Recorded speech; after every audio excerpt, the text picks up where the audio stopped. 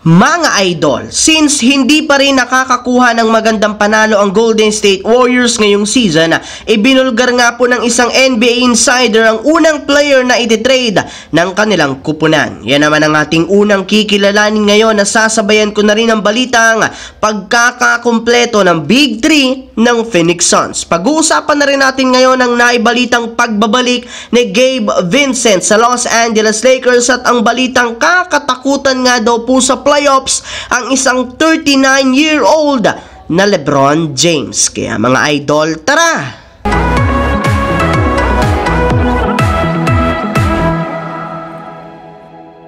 Naibalita ko nga po sa inyo mga idol na dahil nga hanggang ngayon bagsak pa rin ang Golden State Warriors sa Western Conference standings ay mas nagiging desperado nga po ang kanilang team na manalo sa kanilang susunod na laro ngayong season. At uumpisaan nga nila yan sa kanilang magiging laro bukas ng umaga kontra sa patuloy na lumakas na Phoenix Suns. Ang kaso lamang bago pa man magsimula ang kanilang magiging laro, nagkaroon nga sila dito ng dalawang napakalaking problema. Una nga po dyan ay ang katotohanan na makukumpleto na sa magiging laro bukas ang Big 3 ng napakalakas na Phoenix Suns sa pagbabalik dito ni Bradley Beal matapos ang ilang linggong pagkawala niya dahil sa injury. Ika nga'y malalasap nga agad ng Warriors ang tunay na buong puwersa ng Phoenix Suns na merong pang Kevin Durant at Devin Booker na desperado rin namang manalo at maputol ang kanilang hawak na 2-game lose streak.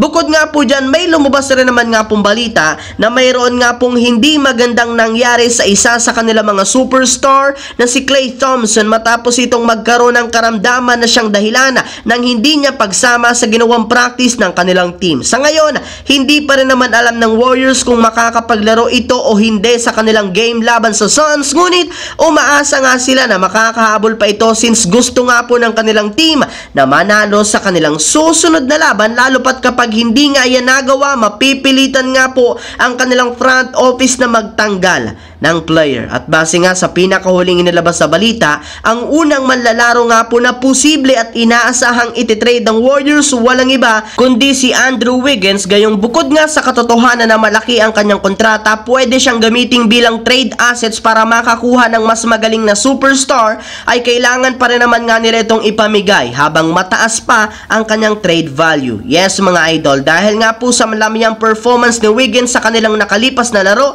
expected na nga ng Warriors na babagsak ang value nito sa market, kaya habang hindi pa ito nangyayari, kailangan nga po nilang i-offer sa ibang kupunan. Samantala, pumunta naman tayo sa ating huling pag-uusapan dito sa balitang pagbabalik ni Gabe Vincent sa Los Angeles Lakers at ang balitang kakatakutan nga daw sa playoffs ang isang 39-year-old na LeBron James. Kasabay nga po mga idol ng pagkampiyon ng Lakers sa in-season tournament, ibinulgar na rin naman nga po ng kanilang team na malapit nang bumalik sa kanilang lineup sa susunod na 2 linggo ang kanilang point guard na si Gabe Vincent matapos gumanda ang kalagayan ng injury nito. Yes mga idol, kailangan na lamang nga po nitong alagaan at pakondisyonin ang kanyang katawan bago siya sumabak at tulungan muli ang kanilang team, especially si LeBron. And speaking of LeBron mga idol, mismong ang sikat na analyst na nga po na si Richard Jefferson na ipinakita pa lang nga pong performance ni LeBron James sa nagdaang in-season tournament sa Lakers,